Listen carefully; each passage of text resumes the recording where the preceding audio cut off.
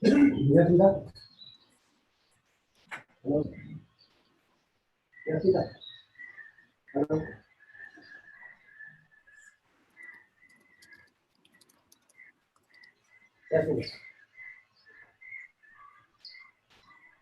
Yes, yes, yes.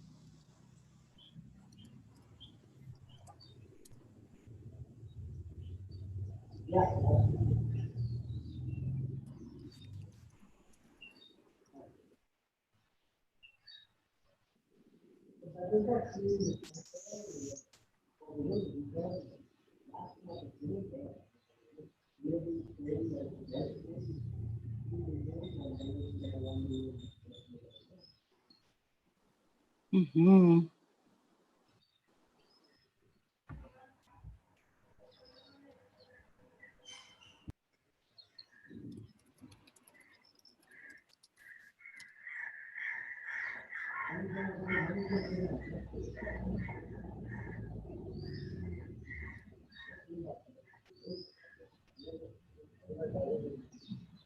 We're talking about 2 million, which is $900,000 next year. Yeah. So if it were 950,000, it would make sense. Anyway, let it be. Let's do it. I think Hello. something is possible. Yeah. Hello. Yes. Hi, Kumar. Hello. Hi, Hello, Nija. Hi. Hello. Hello, Mahfouz. Hi everyone. Hi. Very good Can to you see hear you me? again. Yes. Hi, Kumar. Hi, Mahfouz. Hi, Hi, Nija. everyone. Video stopped. Thanks for that. So we are live anytime now. Hello, Patricia. And we are live anytime now. I think now Sanjoy can. Well, I'm waiting ahead. for Sandeep Dixit to just join us. He also was waiting for his connection, and Bina Sarwar says that we have a flight passing overhead, which is like once in a month. I don't know what that is. Must be an evacuation flight. So. What I was saying is I hope Sandeep Dixit has joined us or is joining us soon because he's on the first panel. So Eric, sorry to have kept you waiting, but my apologies. I was, Murphy's Law, what can go wrong will possibly go wrong, but here we are. Once, perhaps we could start anyway. Aditya, are we on? Yeah, we're live, sir. Okay, great. Well, welcome everybody to this first edition, really, of this a webinar of this sort that we've done on media freedom. Today is World Media Freedom Day. My name is Sanjoy Hazarika. I'm the Executive International Director of the Commonwealth Human Rights Initiative and co-convener of what's called SAMDEN, the South Asia Media Defenders Network, of which several members are on the panel and co-conveners. And the CHRI works on issues of human rights and access to justice and information, and now more increasingly freedom of expression and opinion. SAMDEN was started about 2.5 years ago to in a way rise up and mobilize people who felt the sting of discrimination, violence, and threats themselves, editors and media professionals. And today we have more than 50 professional editors, broadcasters, bloggers across South Asia and beyond, including Europe and Australia. that's a bit about us, and I'm going to the reason we're having this is that it is World Press Freedom Day. It is a time when we honor those journalists and media professionals who have fallen in the line of duty, who've been brutally murdered, uh, intimidated, beaten up, arrested, detained. We call from this platform for the release of all journalists who are in detention today and who are facing trial or threat by trial, including some who are on the panel. And we urge all to honor the colleagues who are fighting, in a way, the good fight, because in honoring them, we honor each other. We are very happy to have a very distinguished panel, whom I'll introduce a bit later on. But initially, we're going to have, we have the privilege of hearing from Eric Falt, who is a senior official with the United Nations and currently the director of the UNESCO group at the UNESCO cluster office, the UNESCO representative at the UNESCO cluster office in New Delhi. He has spent 28 years in the world of diplomacy and international affairs, served in UNESCO, of course, and with the Department of Public Information of the UN in New York. It is very early for him. We got to him very late in terms of the invitation, but he very patiently and graciously has agreed to deliver opening remarks, and we are very happy to have him on board. Thank you, Mr. Falt, and over to you. Thank you very much, Sanjay, and good morning to all of you. We have gathered today virtually, like literally thousands of others around the world, to celebrate World Press Freedom Day. And every year on the 3rd of May, we come together to celebrate the fundamental principles of press freedom, take stock of freedom of expression around the world, and as you have said, Sanjay, pay tribute to journalists who have faced attacks or lost their lives while exercising their profession. Freedom of the press and freedom of expression is at the core of UNESCO's mandate. And every year on this date, we take the lead in the celebration of World Press Freedom Day because we firmly believe that a free press allows for mutual understanding to build a sustainable peace. The global theme for this year's celebration is journalism without fear or favor. And this year, unfortunately, we have to add COVID-19 to the list of threats that reporters are facing. And it was, of course, very timely that you would focus more specifically this seminar on media at the time of the pandemic. We are facing unprecedented, never seen before circumstances where the entire world is grappling with the challenges posed by the novel coronavirus, and journalists are at the forefront reporting on the health crisis. A free and independent press is obviously essential at all times, but it is particularly important during a health crisis like the one we are facing currently. And if we look more generally, I think this year, unfortunately, has already been a difficult one. When I say this year, I'm referring at the time since World Press Freedom Day last year. We do support a report by the International Federation of Journalists, IFJ, which is issued independently today, but with financial support from UNESCO. And it has underlined a high level of threats, intimidation, and attacks on media persons and their organizations in this region.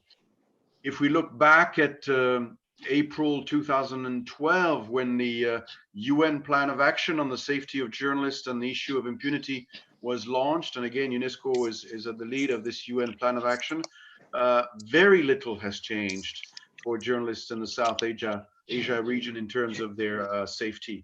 It is clearly one of the most dangerous places for journalists in the world, and it continues to be extremely unsafe for the press. As you will see in this report that is launched by IFJ. There are other figures, but I think they all correlate. There were at least 16 media workers who lost their lives in the region in the last 12 months, and too many violations of media rights. And we see also new forms of intimidation, including incitement to hostility and intimidation via digital channels and digital media, where in particular, I want to point out the fact that women journalists are subjected to attack, and others, including, for instance, artists. So these are clearly deeply disturbing figures, which attest to the fact that much still needs to be done to ensure the safety of journalists and end impunity for crimes against journalists. The media in the times of this COVID pandemic has to battle also a major challenge, which is posed by the phenomena of misinformation and disinformation. And here I want to say that misinformation, even when harmless, disrupts the flow of genuine information and makes people susceptible to manipulation. So it is important in our view to underline that no crisis can be resolved without accurate and reliable information. And today, UNESCO is also unveiling the latest data from our 2020 World Trends Report on media independence and press freedoms in times of COVID-19. This provides an analysis of the situation and examines the information landscape during the pandemic. You will see, for instance, that the report points out to research showing astonishing numbers. For instance, we show in the report that nearly 42% of over 178 million tweets related to COVID-19 worldwide were produced by bots, and that 40% of these messages were unreliable. So quite clearly, we need to come together at all levels, governments to individuals, and of course, involving the media itself, so that because the decisions we can make today are can be a matter of life and death and must be based on facts and science. So it is only through a joint multilateral coordination that these crucial issues can successfully be addressed. And we are, as I said, at UNESCO, deeply committed to this global effort. And I'm very happy to respond to your call to be part of your event this morning. And just to conclude, I want to share special thoughts for Colombian journalist Gineth Bedoya Lima, who has been named the laureate of our 2020 UNESCO Guillermo Cano World Press Freedom Prize. She was selected on the recommendation of an independent international jury of media professionals who noted her outstanding courage and untiring commitment to uncovering issues of fundamental importance to the society. I'm mentioning her, and it can seem very far away from India and the region, but to talk about Gineth Bedoya Lima and to talk also about the many journalists in South Asia who have faced threats and retaliation is to talk about the fight against impunity, which affects the freedom of the press and violates principles of freedom of expression. So this fight to strengthen the media must go on, and I want to wish all of you, despite the difficult topics that you will discuss, a happy World Press Freedom Day. Thank you very much.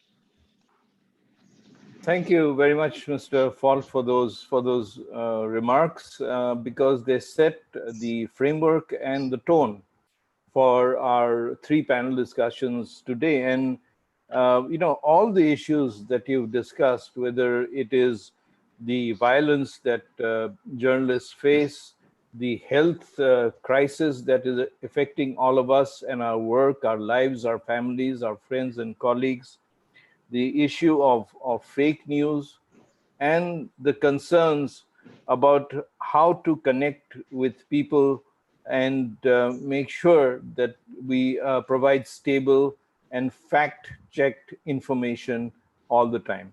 These are difficult times, and they're getting even more challenging with pressures on the net and on, as you said, on digital media, especially as far as women journalists and women journalists in particular are concerned. Along with you, we honor the Columbia and extend our respect to the Colombian journalist who has been awarded this remarkable recognition for her stellar work, and please convey that from SAMDEN and the participants here.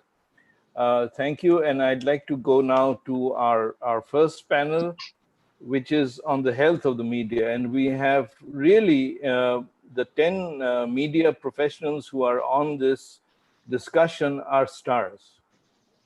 It's not just Rajdeep Sardesai who will be joining us in a short while, but we have international figures like Kanak Dixit, who's the founder and editor of Himal South Asian.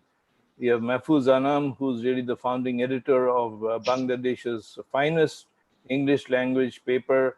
And we have Patricia Mukim, who has faced violence and threats for her outstanding reporting and editorial positions in her paper, The Shillong Times. For the first panel, we have 3 fine panelists. Each will have 5 to 6 minutes each. There will be a timekeeper. And the first, of course, is Mahfouz Anam, the editor of the Daily Star from Bangladesh, who is a co-convener of SAMDEN. After him will come Amitabh Sinha, a veteran journalist and now editor of the Indian Express based in Pune. And then the third panelist on the first panel will be Sandeep Dixit, who is associate editor of the Tribune in Chandigarh and has been, like all of us, a journalist for, well, let's say more than 2 decades, that's putting it mildly. So Mahfouz, over to you. Thank you. Yeah. Good morning, everybody. Oh, I'm sorry. May I must put on record our appreciation also to Newslaundry, who's our official partner. I'm sorry, this has come a bit late. Who's our official partner for this event, which is being live streamed, and participants, although they can't interact with us on Zoom because this is a closed room, will be able to write in on the YouTube chat channel. So yeah, over to you, Mahfouz. I'm sorry for that. Good morning, everybody. Can you hear me? Yes. Go ahead. Everybody can hear you. Go ahead. Okay. Nobody will interrupt. Okay. Yeah, five minutes. So good morning and a very happy Press Freedom Day.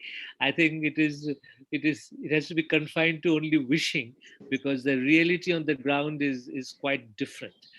I think from where I sit, it looks like the governments are getting more stringent. They're using the COVID, if you like, environment, which is very restrictive, to further restrict the press, and the excuse is to prevent misinformation. Only yesterday, 3 journalists were sent to jail by a magistrate because one police officer complained that he was quoted in a news without being contacted. So we don't know the other side of the story, the journalist side, but they are already in jail as of last night, and then there are many other instances. So happy Press Freedom Day only in our wishes, but not on the ground. I feel that you see, through this COVID thing, the capacity of the governments to control the society has increased. I mean, you can shut down the whole society, and the whole idea of, tracing a COVID, say, infected person gives the government huge surveillance ability, which is frightening. I mean, in a way, we want the COVID to be contained, but the mechanism which is evolving in this time will haunt us for years to come, because the governments, the intelligence agencies will have the capacity to monitor each and every citizen. I don't know how it plays out in the future. I think definitely it is a serious concern for the freedom of the press. Now, On the COVID situation, the health of the media, I would like to first address the issue from the perspective of the journalists themselves. I think we are into a very absurd situation where journalists, instead of being able to go all over the place to meet their contacts, to go on the spot, to discover new stories, travel all over the place, we are now on an opposite trajectory where confinement is the order of the day. So um, and and we have to provide protection for our journalists, which is all very good. In the Daily Star, we have basically totally decentralized our operation. We work from home. We have given them as much protective gear as is necessary. So in terms of protecting them, I think we have taken the right step. But there is an inevitable price to pay in terms of quality of journalism, because sitting at home, making on limited contacts, the reporting is far more official, notification based, far more, I mean, when journalists cannot go to the field to examine what's going on, obviously journalism suffers. So from that angle, while we have taken good measure to protect them health-wise, I think journalism is suffering. The business model, which I think is a very serious concern. You see, freedom of the press is fine, but if press doesn't exist, then where does freedom go? And what I mean by this is that the model of the print media is totally in shambles. Circulation has dropped. Advertisement is next to zero. So how do we exist? Now, in many places, journalists are looking at the government for handouts, which will have its implicit impact on the freedom side. So I really don't know what is the future. Say for my paper, for the next 3 months, the salaries of the staff will be a very big issue. I'll have to borrow from the banks or from my investors to pass this time. So, and then there will be inevitable pay cuts, retrenchment. Many television stations in Bangladesh have started retrenching people. And then the 2 newspapers have already Mahfouz, I'll have to ask you to wrap up, because we will have to give the others. I'm conscious of the fact we are sliding a split late, but please wrap up with your last. Yeah, I'm wrapping it up. So basically, I think one of the fundamental challenges we face is rediscovering our existence in the post-COVID time, which will include digitalization, new form of business, new form of journalism as such. So this is a very, very, I would say a very, very serious challenge lies ahead for press, particularly the print media in the coming days. Thank you, Sanjay. Thank you very much, Mahfouz. Sorry to hurry you along, but I think you've raised a very fundamental question on the capacity of the press as it exists to survive. What kind of economic model? I know of many journalists and media houses, whether small or large, are letting people go or giving them the golden handshake or whatever it is. And this has been a process over the past years, but it seems to have become more active now. And whether there will be a new form of journalism or old forms of journalism reviving and becoming better and smarter, I want to turn to Amitabh Sinha right now, the editor of the Indian Express based in Pune, because we've been talking about this a bit, and how the Express, which has done, I think, a remarkable job of reporting from the field across the country through all its editions, has been keeping its head above water and keeping people informed. Amitabh, over to you. Thank you, Sanjay. Mahfouz has already flagged 2 of the challenges that COVID has presented before the media, and I speak from the limited perspective of my experience in print media. And those two challenges are, one, of course, here are our revenue streams, which are at the best of times very fragile. They have been disrupted very badly. Newspapers, we have had to shut down because of the lockdown. We have had to shut down the printing of our newspapers in at least 3 centers for some time. We are back now, especially in Bombay and Pune. We had to shut down quite early, also because a lot of residential societies in these cities, they had started refusing newspapers in their localities, saying newspapers can also be a carrier of coronavirus. The Maharashtra government, after a point, they actually went ahead and stopped the circulation of newspaper precisely for this reason.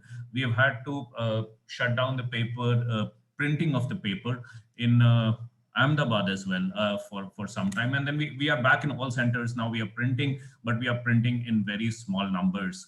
And the advertisement on which a substantial part of our revenue depends. So that is almost next to zero. So it's very, very difficult and very uncertain as to how it will go from here. We have already announced salary cuts quite early, in fact, in the first week of April itself. So that probably gives you an idea of how fragile the revenue streams are, and how weak is our ability to absorb shocks of shocks because of this kind of disruptions. And it's still very, very uncertain. We really don't know what's going to happen in the next few months, whether things would normalize, or things will go even worse from here. So that part is totally uncertain. The other part about the difficulties in reporting at the time of COVID, and that of course has a different set of challenges, wherein there are severe constraints in our going out and reporting, meeting people, and for very good reasons probably. Now, while we have not been able to report as much as we would have liked to from the field, and there are like so many stories which probably have not been captured, mainly because we have not been able to go out. The fact is that we are doing as much as we can in these times, and as I've said earlier as well, in the sense that in my Pune team, at least, I am the only one who is sitting in my house and working from home. My team is, they go out in the field on a daily basis, not as much as they used to earlier. We have been traveling as well to other places.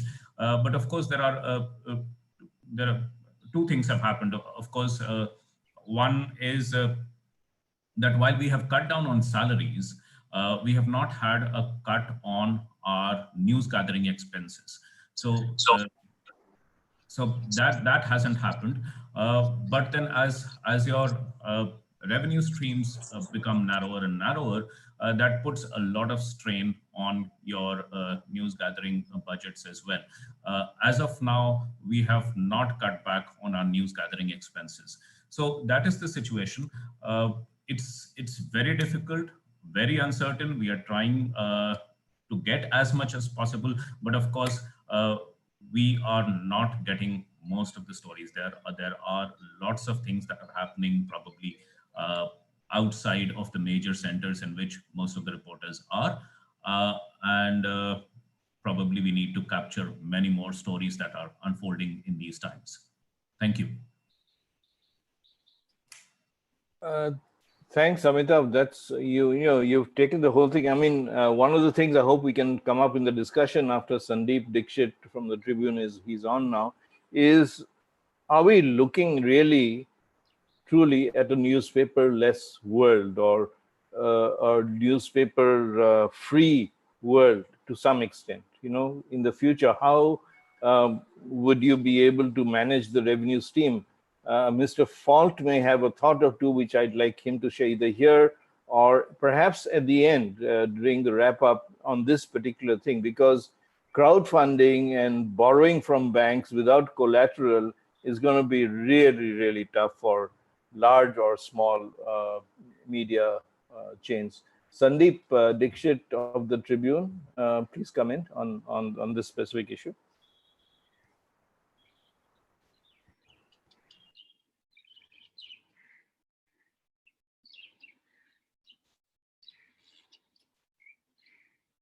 Sandeep, you'll have to unmute yourself if you're speaking.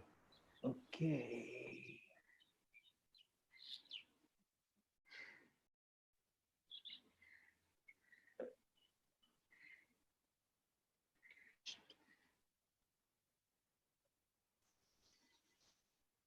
We can't hear you, Sandeep. Are you speaking into the mic?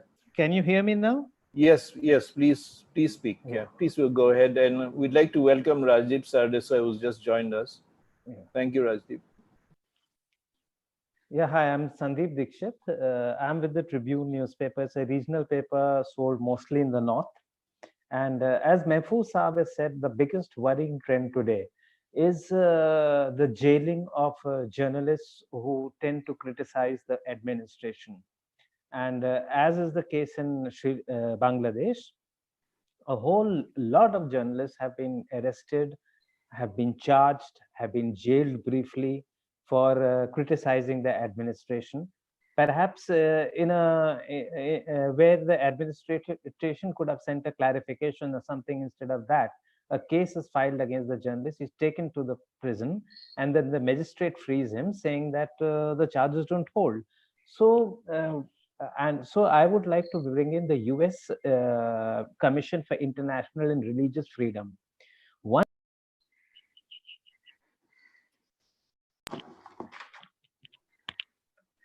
reason, can you hear me, please?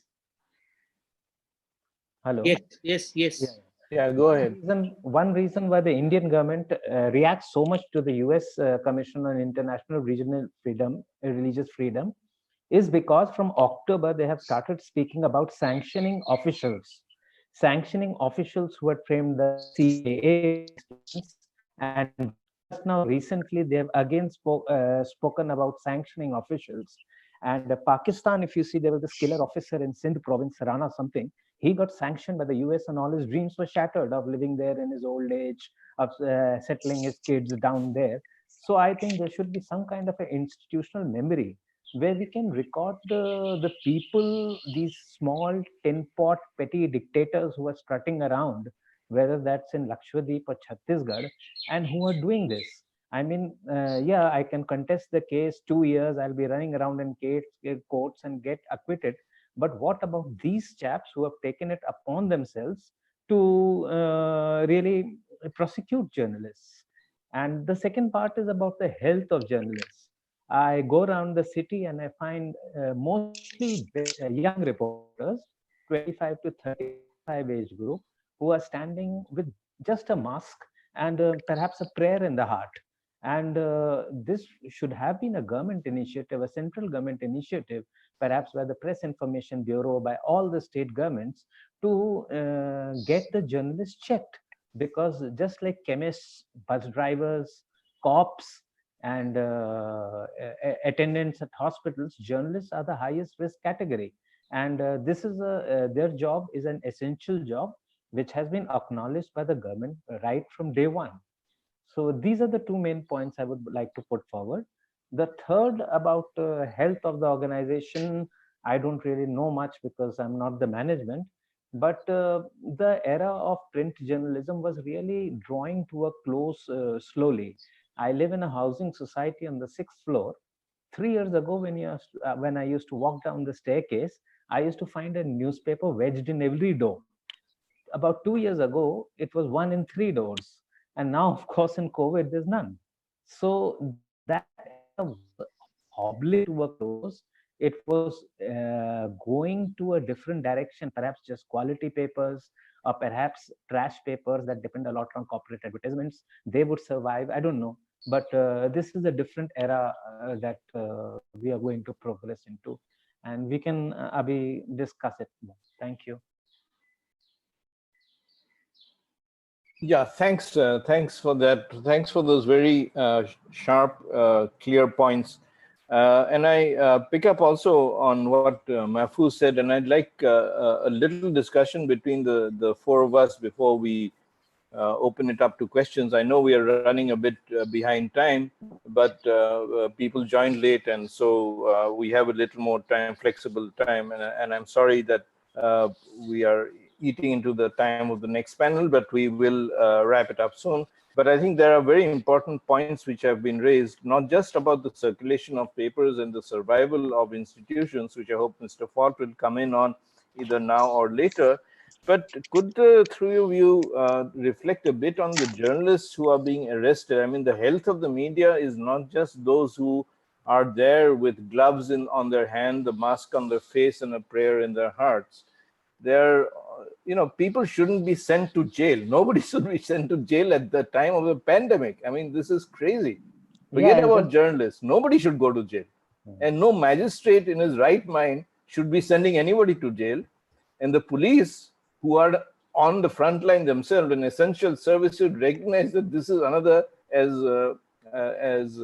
Sandeep said, another essential service. So I'd like the three of you, maybe Mahfouz, Amitabh, and Sandeep, if you could quickly respond to that, and then we would need to go to Q&A briefly, and then the next session. The clear trend is more oppression.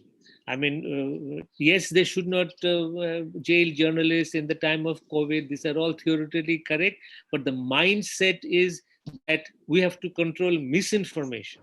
And according to them, the source of misinformation are the journalists, not those who are doing fake news on the Facebook, not those, various type of people who are totally spreading rumor.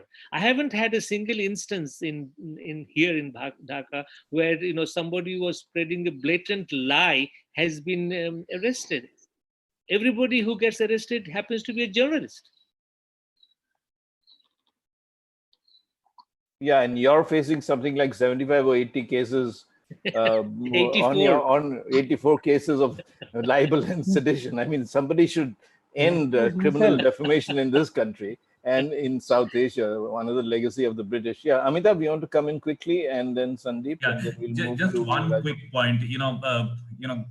I'm not surprised that governments anywhere in the world do not like any uncomfortable news. I mean, that's probably a given.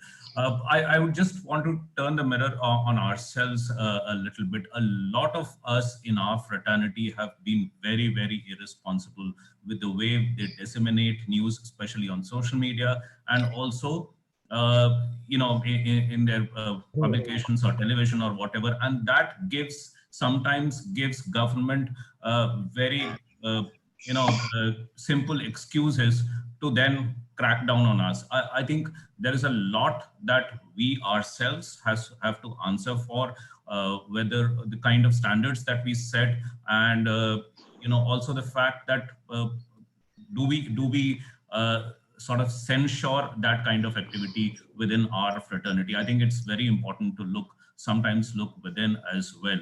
There are a lot of bad apples in this fraternity. Thank you. I couldn't agree more with you, but we will go to Sandeep now, and then probably you do. Aditya, do we have time for at least one or two questions from participants? Do we have questions? We have a few, but I think we can adjust them later and move on to the second panel. That's fine. Let's go to Sandeep. Yeah, Sandeep? I agree with Amitabh that we have quite a few bad apples, and but the problem is prosecution, even-handed prosecution. What happened in Europe in the 50s and the 60s, there was even-handed prosecution against hate crimes. You will all remember that several high-profile society figures, they went to jail in Europe. So here, I can bring you 30 cases where mainstream news channels have been contradicted by the district police. They're doing a great job, by the way, in contradicting fake news. District police Twitter handles. And nothing has happened to them. So the tendency is to pick on the weak and the vulnerable to send the message across. Just like the Punjab police, they thrash people and they themselves upload the video so that the message goes across. And those people are not middle class, they're not upper class, they are people who cannot complain, who don't have much of a voice. And this is what is happening to a lot of journalists in India also. They are not picking up from mainstream, but they're sending a message across by prosecuting maybe freelance or independent journalists. Thank you for those points. And I think this has been a terrific panel. I wish there was more time. I always wish we are always running against the clock, against deadlines for the media and for on these issues.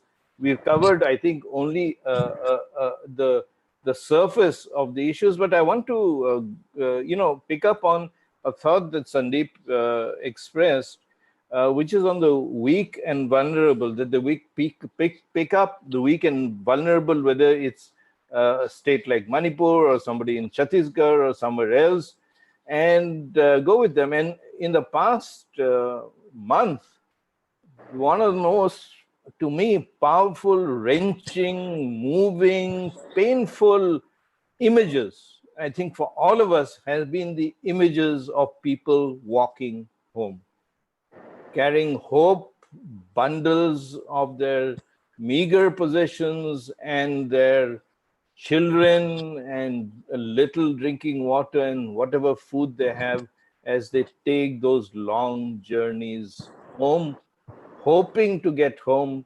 Now, many of them are in migrant camps. We don't know what the conditions are.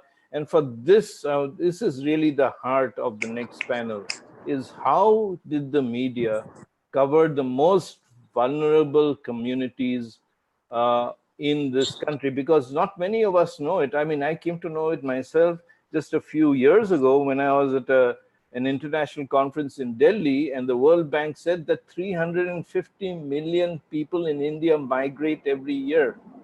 There are one fourth of the population of this country are migrants. And I'm not talking about external migrants, these are internal migrants. That's huge. And they are the people who build this country. They're the people who build the houses we live in, provide the food we eat, the water we drink, serve us wherever we go, drive the cars. So this is where I want Rajdeep Sardesai, whose group editor, India Today, everybody is familiar with Rajdeep. He is one of the finest broadcasters and frankest broadcasters we have. It's a great honor to have him on the show. He'll go first, followed by Kanak Dixit, another great editor and journalist from South Asia of Himal, who started Himal many years ago, an old friend. And then Patricia Mukim, who battles on the front line from the Northeast, from Shillong. So Rajdeep, please, you're on. Thank you very much. It's good to moderate you rather than you moderating I'm everyone very happy being on the other side. It's easier this way. No, but first of all, thank you very much, Sanjoy, for doing this. I think it's important to have these conversations because I think we don't converse often with each other or listen to each other, living in our own little cocoons in a way. You raised the important question of migrants. We can, dispute the numbers at times. Government tends to often question numbers, but I think what is very clear is that the corona virus fallout has forced almost the urban middle class to be confronted with the images of urban poverty and those who live on the margins. I think we almost erased it from our memory post-liberalization. The entire buzz was about neo-middle class, about aspirational society, all of which may be true in their own way. No one doubts that, you have an emerging middle class post-liberalization, but you also have a large number of urban poor. I mean, it is estimated that there are about 63 million micro and small enterprises, which in a sense provide employment to about 11 to 12 crore people. Majority of them, one senses, are from this vulnerable group of migrant workers. And they were the ones who were first hit in a way by these new social distancing norms that were put in. I don't like the word, in fact, social distancing, Sanjoy, and I think the media should relook at that. I think the word should be used as physical distancing because social distancing carries a lot of the baggage of the past, especially with links to caste and untouchability. But be that as it may, my sense is, those who lived in, let's say, a 6 by 8 foot room 5, 4, 5 to a room, Odia migrants who are working in diamond cutting industry in Surat, or someone from Rajasthan who has traveled to Gujarat to work there in a small industry, or someone working in the fields in Punjab. All of them live lives actually very much on the margins. And I think the media, in a sense, did to its credit or capture some of the trauma, particularly when people started hitting the street. I think it almost forced governments to try and ensure transport, as we saw between the Delhi and UP government buses being organized. And yet I sense that there is still a certain callousness. It was treated as an event, not as a process. I don't think post corona we will revert and go back to those urban poor and ask them about their lives and how they're dealing with the prospect of not having had any employment for the last month and a half. So I think that is what troubles me. Almost erasing from public consciousness and memory of those who live at the bottom of the pyramid. Corona has forced us to tell their stories, but I hope we tell them more often. I think that is, we shouldn't treat the problem of migration as an event. It's a process. You rightly mentioned, 1/4 of this country probably is migrant labor over the last 20, 25 years. As you move away from rural, as farming becomes more unviable, you move to the city. Are we providing them safe housing? Has there been any effort to ensure low-cost housing in our big metros, sanitation, water? I mean, many of them, when I was covering the election last year, one of the issues I took up was water and the kind of water, unhygienic conditions of their toilets and the water that was supplied to those living in slums across the country, who are treated simply as vote banks. And actually, and this is my final point, my worry is that the urban poor, Sanjoy, are not even actually a vote bank for anyone, barring at, in municipal elections when you want to regularize a slum. They are, the farmer is a vote bank that you sort of provide definite sops to. But the urban poor have lost out over the years. And I think Corona has forced us to face the reality that these are the people who keep, as you rightly said, the economic engine churning in urban India. I think the media did a reasonable job. I don't, in covering the issue, but, we came out of it all too quickly and suddenly moved to tabligis and demonizing a community. So we're very quick to move out of the issue, perhaps believing that, who will want to watch these images again and again. And I just hope it becomes a 365-day story, telling these stories of the urban poor. Well, thank you for that, Rajdeep, and all very powerful, poignant points. I think that we count on you and your colleagues and those who are professionals and broadcasters like you, who are people of professional integrity and redoubtable experience to tell these stories 365 days a year and make sure that this story cannot fall off the map. This is a historic time we are living in. It's a time when we need to document every story as much as possible in every language.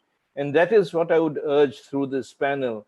On World Press Freedom Day, let us document, each of us, our institutions, our organizations, the language media, as best as we can. Let's put it together in a great, powerful, flowing visual and print narrative.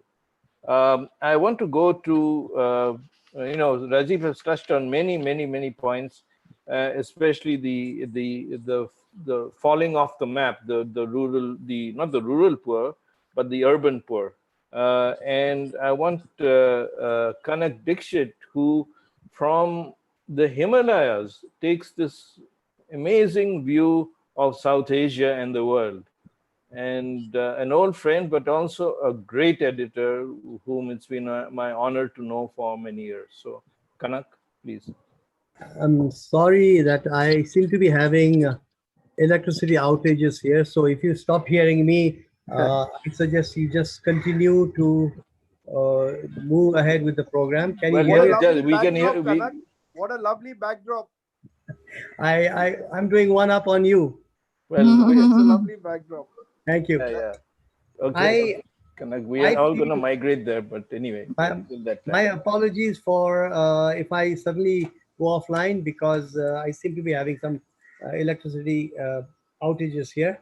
So as I said, please continue if I somehow am seen but not heard. Right at the beginning of the program, there was a reference to a journalist from Colombia and as exemplifying the issues faced by journalists all over. Since we are in South Asia, might I at least also in relation to our region, and given that there is nobody from Pakistan represented today, Shakilur Rahman, the publisher and of the Jung Group, who has been treated very, very vilely by the Pakistani state. I refer to him with reference to all the problems that South Asian journalists are facing, publishers are facing by virtue of doing their job in journalism. That's just by way of locating ourselves within South Asia. Now to come to the topic of migration and media. I feel that what the coronavirus, the COVID-19 has done is highlighted a massive issue that activists have been working for a long time to bring to the attention of the media audiences all over South Asia. And to that extent, COVID-19 has been a boon in letting us focus on what is the volume of migration, what are the numbers, where do they migrate to, and what is the volume of their pain. I believe that for this reason alone, we may just want to thank the virus that came out of Wuhan. Now, as far as the individual topics are concerned, I feel we have done a relatively good job within South Asia of covering migration issues within the country. So there are migration issues in country, apparently more than 350 million in India alone, at least 2 million within Nepal, and likewise 10, 12, 15 million within or more than Pakistan. So I feel this is an opportunity to begin to build empathy for migrants within each of our countries of South Asia, number one. Number two, to build empathy for migrants, not the middle class who plan to migrate away for good, but the migrants, particularly in the Gulf and in Malaysia and other such countries, which take the underclass from South Asia to do their menial labor. Then there is one aspect of international migration that does not really get covered, which is Nepali migrants in India and Indian migrants in Nepal. Because of the closed border elsewhere, there is not much legal migration within, although there are a lot of Bangladeshis within India, of course. But I just want to highlight the fact that there are possibly 2 million Nepali migrant labor in India. And when we read of all the issues regarding migrant labor having to move homeward with only 4 hours notice, something done by an extremely cruel state. There are Nepalis also mixed up in that exodus, number one. The other is Indian citizens as migrants in Nepal. It turns out that Nepal is the 7th largest remittance country for India. And the poorest of regions of India are being supported by labor remittance from Nepal. Purvanchal, Bihar, Jharkhand, Odisha. So there is also an issue regarding movement of labor within Nepal, which has to do with in-country migrants as well as Indian migrants in Nepal. So the reason I am raising these issues is to highlight the fact that we are suddenly brought head on with the topic of migration, which essentially supports our economies. And if we can learn from this experience for the longer term in terms of how important migrants are, which is why it is important to look after their security, to be empathetic about their needs, about their need of their wanting to go back home. For example, migrants are lined up till the day before yesterday in the western border of Nepal and the southern border of Nepal, wanting to come into Nepal. Likewise, many hundreds of Indian citizens want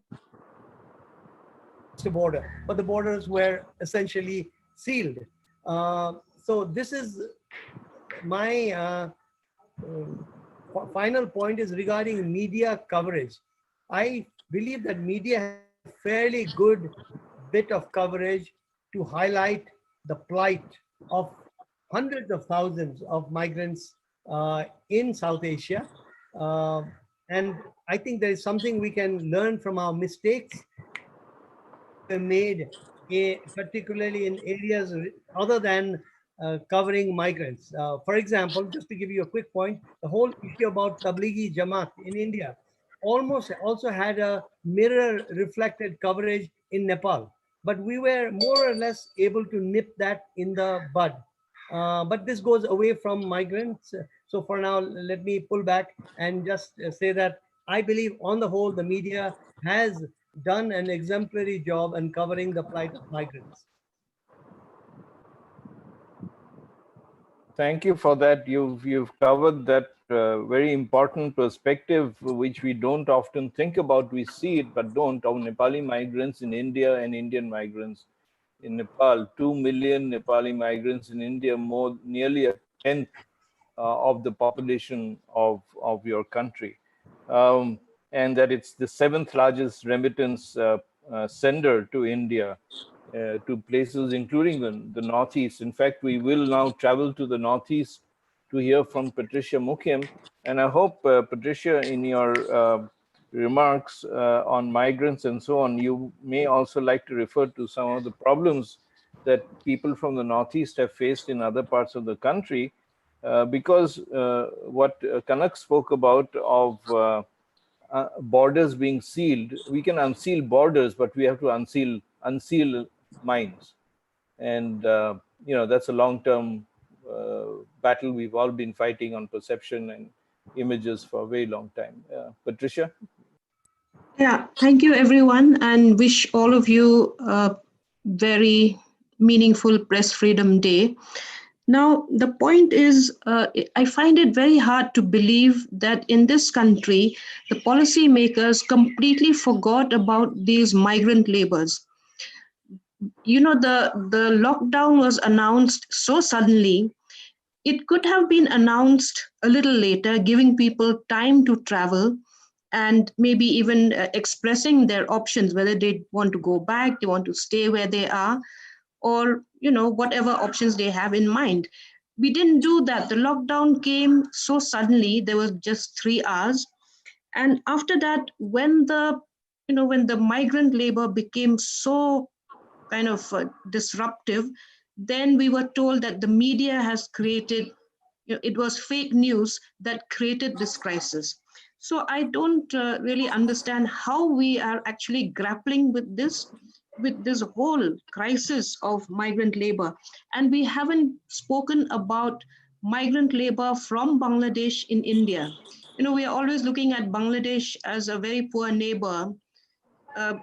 In the Northeast alone, if you're looking at road construction, even building construction, a lot of that work is done by, and also coal mining, by the way, a lot of that work is done by migrant labor from Nepal and Bangladesh.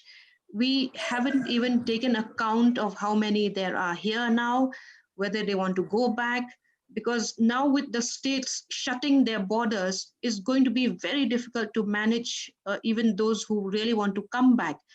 Then whether we have enough isolation centers in the respective states. In Assam alone, there are a few lakh people coming.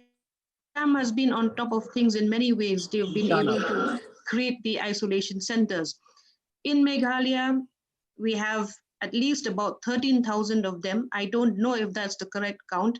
In Tripura, in all the other states, there are migrant laborers that have left and want to come back. Now that the sector is opening up a little, yesterday I heard the Assam Chief Minister saying, we now have to ask people whether they want to stay back there because some of the manufacturing sector has opened up, or they want to come back. So we need a lot of data actually, which doesn't seem to be available at the moment.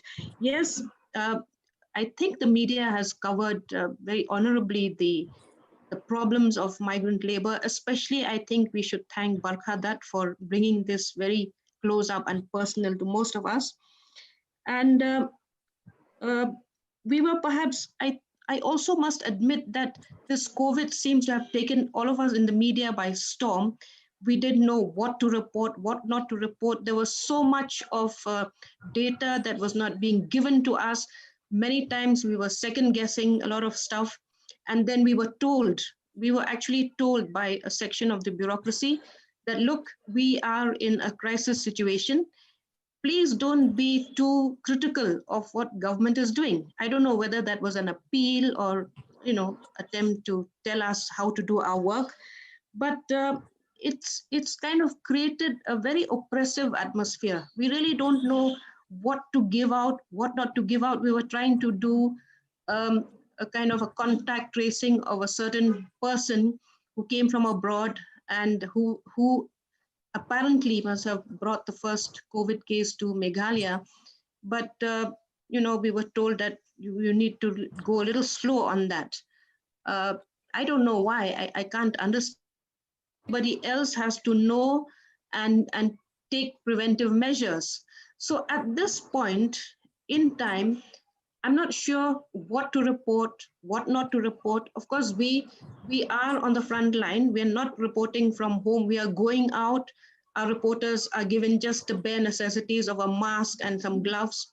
I don't know how protective that is. They're going out everywhere. They went out into the rural areas. We're reporting from everywhere. So I'd like to keep on this on record that we are doing our best. We are not kind of gripped by anything. But at this time, I'd just like to ask ourselves that there is a section of the media that is constantly labeling other media as being liberal, being this, inciting violence on different categories of people. What are we to do of that kind of media? We seem to be caught in a deadlock.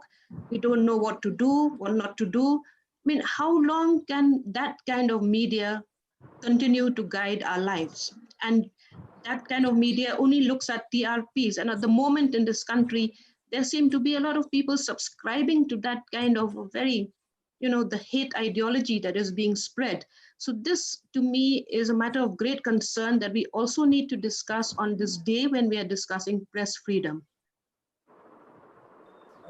Thanks, Patricia. I was hoping you would. The last portion is going to be addressed by the third panel, but I'm sure all of us can weigh into the third panel once the three panelists have shared. And Veena Sarwar, who is in the US, and it's, as I said, 3 o'clock her time now.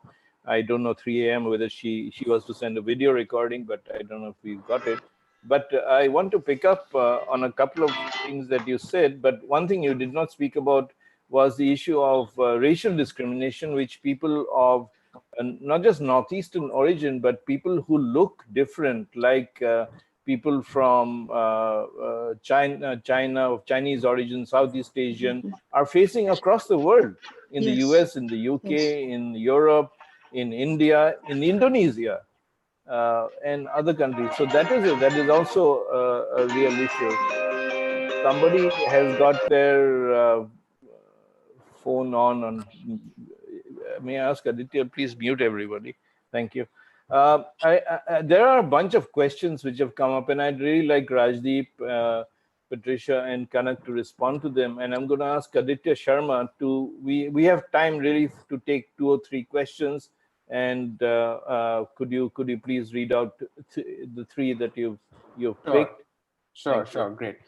So the first question is from Aarti Adiz, and she asks, is it okay for media to be part of a movement directly?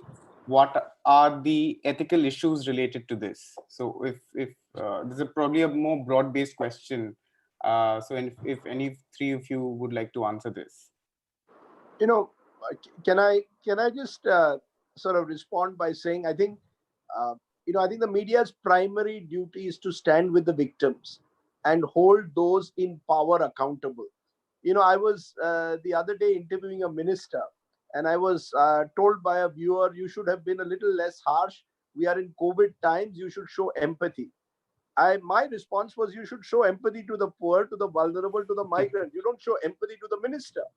The minister has to answer question. Why did it take 6 weeks for the government to finally decide that they would send migrants back home by train? And that too after 24 hours earlier, before that, saying we'll only provide buses.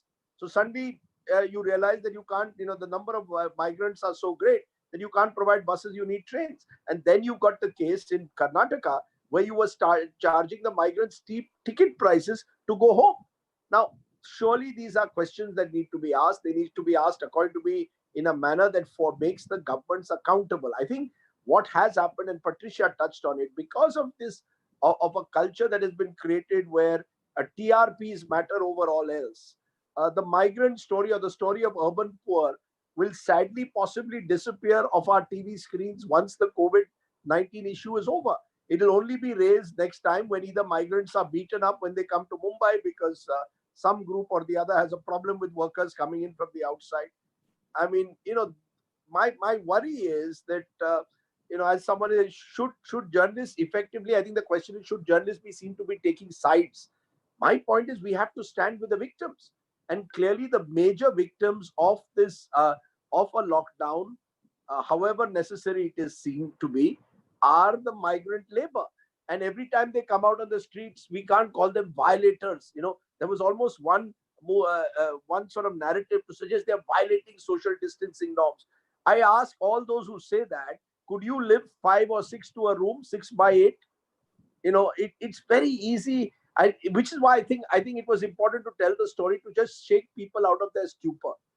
Whether it will sustain beyond this and be turned into an event is my concern. I believe we must stand with the victim and not with those in power. You know, we get so influenced by the narrative of those in power, and that overwhelms all else, that we don't tell the stories from below. I think we need to tell domestic helps. You know, we are talking about migrant workers. Let me just add, what about domestic helps? Many of them have not been paid their April salaries because they couldn't, because of the lockdown rules, go to the cooperative societies. Do we tell their stories or not? You know, I think we need to be conscious of not confusing standing with the victim, of saying, should journalists be seen to identify with a movement? We're just identifying with a story, which I think needs to be told with great courage and constantly told. Thank you. I don't think we really have time for more questions, but very quickly, Patricia, because I am very conscious of the fact that the next panel is getting quite delayed. But Patricia and Kanak, do you have quick points? Because what otherwise I can do is we can go to the next panel and then we'll have a roundup from all of you on some of these other issues. One thing I would say is, you know, resonates, what Rajdeep says resonates greatly, I think, with all of us, you know, because one of the principles I followed certainly in my career as a writer and journalist is truth to power, but also compassion for the weak. Sanjoy, can I come in now? Yeah, please, very quickly. Yeah. So no, this thing about racism, I'm sorry, it just slipped my mind. I have so many things in my mind at the moment. Yeah, I can't understand in this country how we are not able to still accept our own citizens from the northeastern part of the country, and they've suffered a great deal during this COVID crisis. I really hope we take on this issue as well, especially the television media, which has a large, coverage and is watched across by the powerful as well. So I hope this also becomes, along with the migrant labor story, the racism suffered by people from the Northeast in different parts of the country has to be taken up. But I'm also very, saddened by this culture of the curfew, because day before yesterday, a mother applied for a curfew pass to visit her son who was ailing in Hojai and was not given the pass, and her son passed away. So these are very sad stories. This is one we know. There may be many others. We've brought back the license permit Raj, and the fact that it took the MHA to to announce the next lockdown 3.0, itself shows us that I'm asking myself, is the bureaucracy actually ruling this country today? Kanak, do you want to come in now or later? Briefly, just briefly. I'll just make a point. Can you hear me? I'm unmuted. Okay. All right. Just briefly, there is journalists can be mission journalists as required. Generally, they are journalists, but when it comes to core issues of human rights, democracy, and pluralism, we are fully within our rights to do mission journalism. In the context of migrant labor, let me just mention straight away that there is overall in society in general, particularly in middle-class society that runs most of South Asia and the state of South Asia, there is a class bias. And the class bias, I am proud to say that media on the whole has not been carried away by this class bias, as we have seen in the coverage thus far. So we've all seen the hundreds of thousands of migrants walking across the plains of India.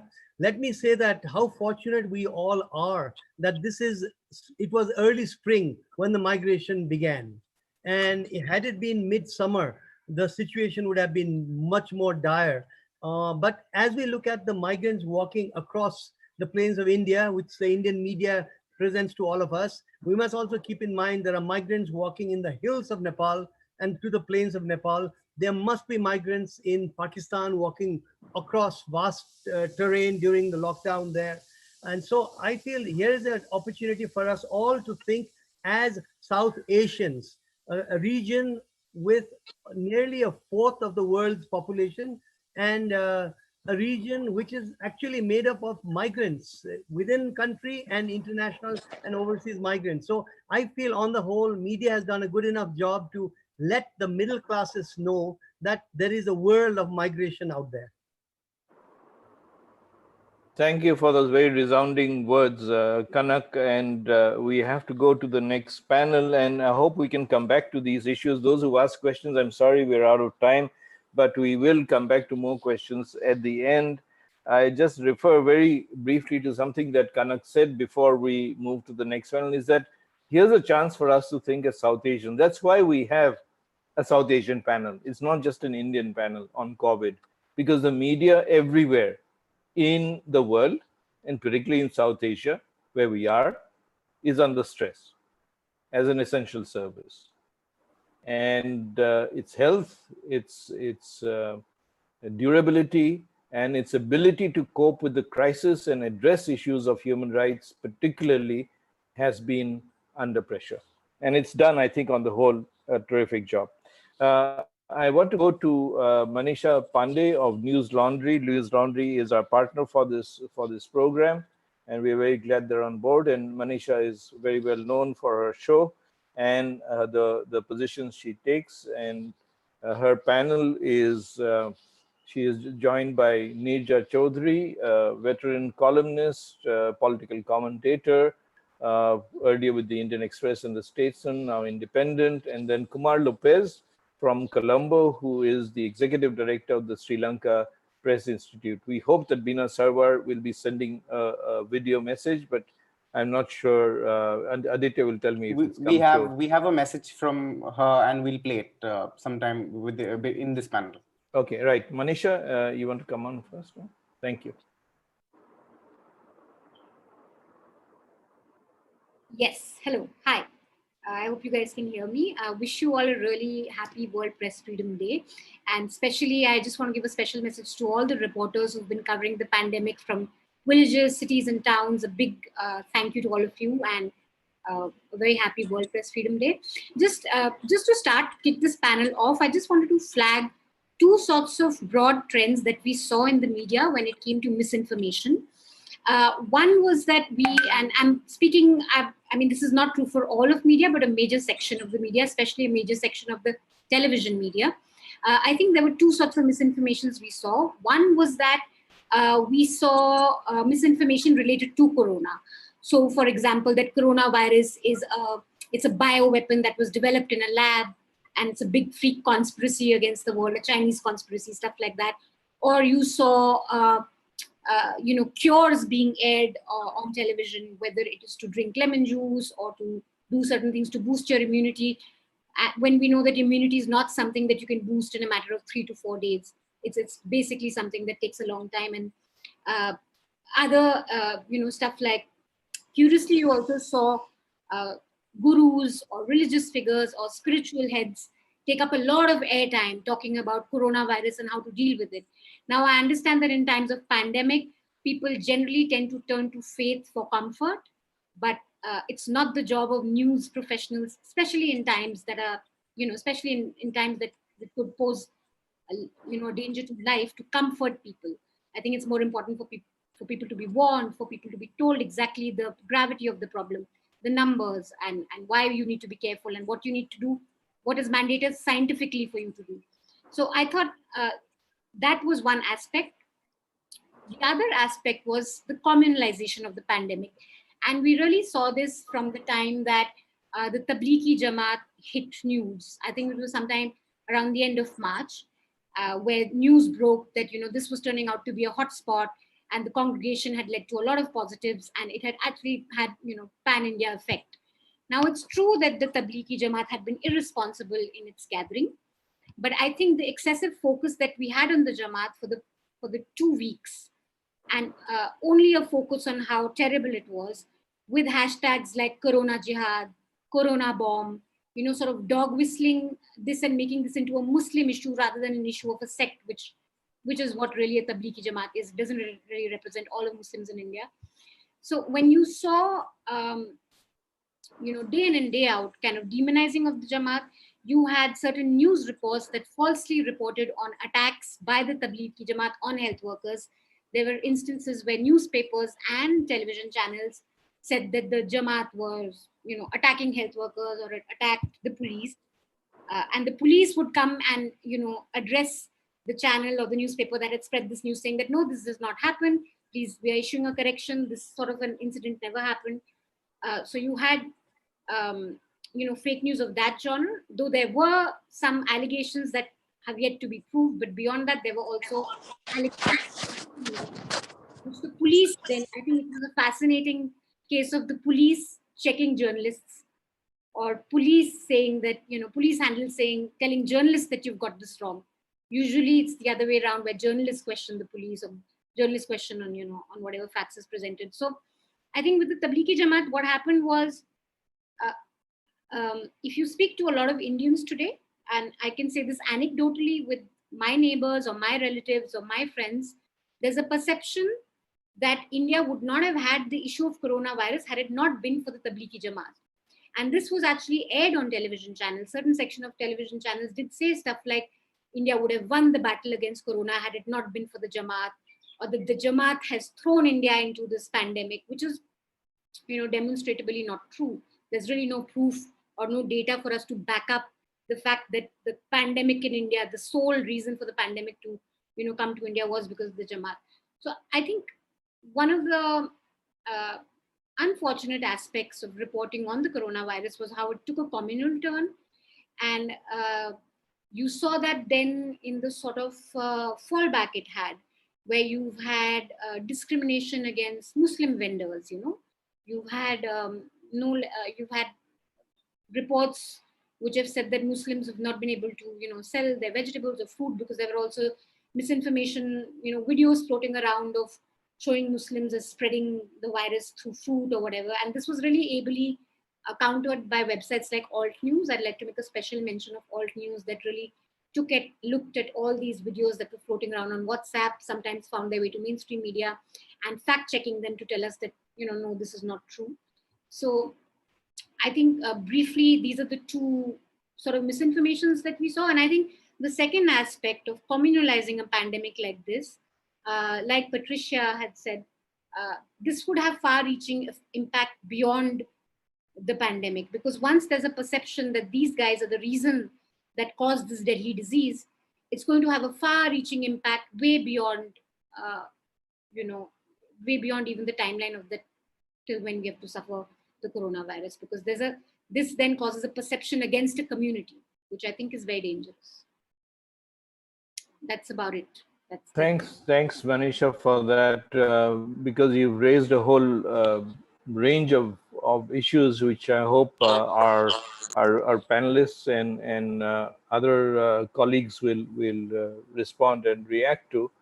The whole issue of communalizing the pandemic, as well as the fact checking by police. I mean, who've been at the we've been receiving a lot of flack from media on the way they've behaved, especially in the initial days and weeks, and perhaps still do. So that's really interesting to hear.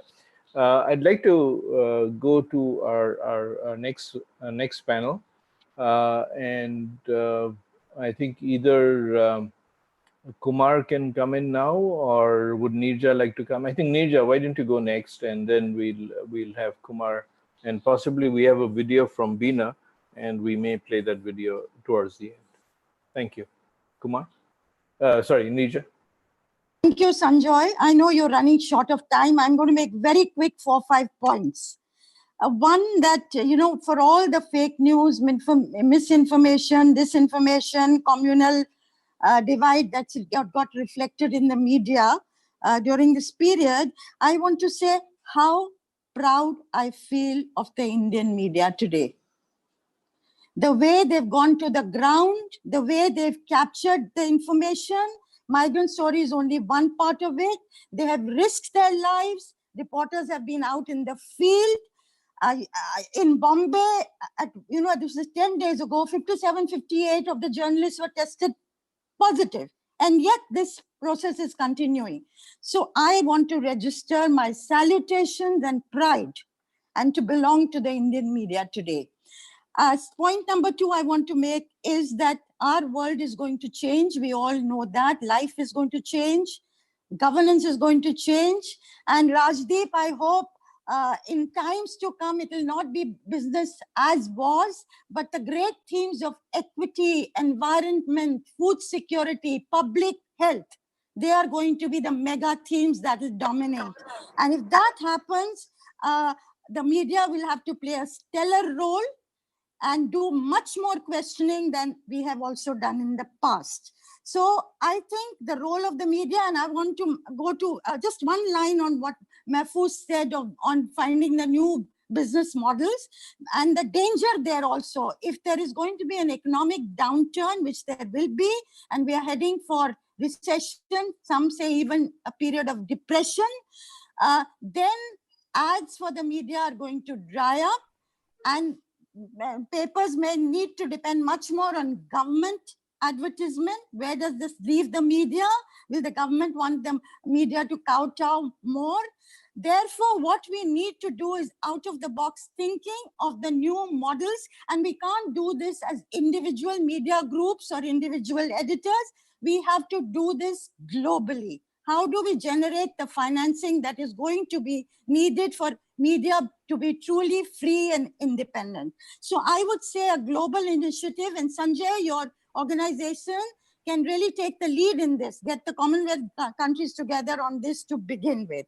Number 3, I want to say, the difficulties that journalists are now facing, many of them are laid off, losing jobs, cut in salaries, also health issues. Should we think of starting a fund as media persons to help journalists, our fellow journalists who may be facing trouble? That's just an idea.